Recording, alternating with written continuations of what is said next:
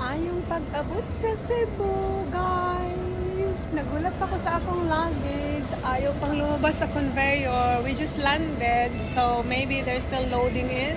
Kaya wala pa. Ayan. Hello mga Bisaya! Ang inyong bebe, dumating na sa Cebu. Reveal, reveal, reveal. Ayun, marami pa kami nag-aabang na aming mga luggage, guys. So, ayan. Wala pang mga luggages na lumabas. Ano ba yan? But finally, dumating din at sinundo na nga ako ni Ate Marlene at Bian kasama ang kanyang pamangkin papunta sa kanilang bahay. Unsa man, maglaway mo ron kay si Inday. Oh, daghang kayo karog panihapon.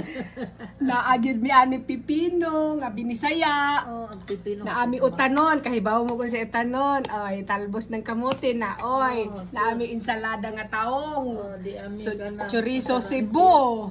Naapap may sinigang nga bangos. Unsa gali ng isa? Nangutana. Kuan. Itlog talong nga, may itlog. Talong nga na itlog. Talong nga Oh, kinilaw. Kanon is life. Oh, di ba? Oh, kaway-kaway ang Chorizo, tibian, ang chorizo. kuya, bunso, si Wow. tita. Ang chorizo Oh, na. dalagita na si Audrey. Sa imo rang naong. Ah, sige. Si Ninang, kuya, nagsabi regards, kamusta? Kumusta? Hala, oy. Lahat. Kuya, busy siya kaayo, hindi na nakapag-rest. Oh, Nagkaon pa si mama. binisaya ang among sudan. Ayun dito. Oh, kasinaw-sinaw ra ang chorizo. Yeah, hi bunso. Look, what's inside the table? Puro pagkain na, grabe. Pinatataba ako ng ninang mo, kuya.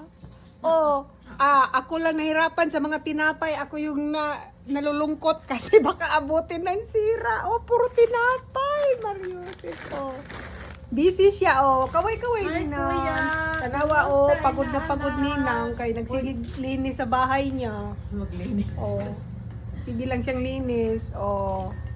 Si Tita Bian niyo, Painit ka, oh. Dodong. Makasabot sa Nagkape. Bisaya? Hindi. Ay, hindi ko ka maamasulti. Ano na? Oh. Nagluluto siya ng isda. Very fresh.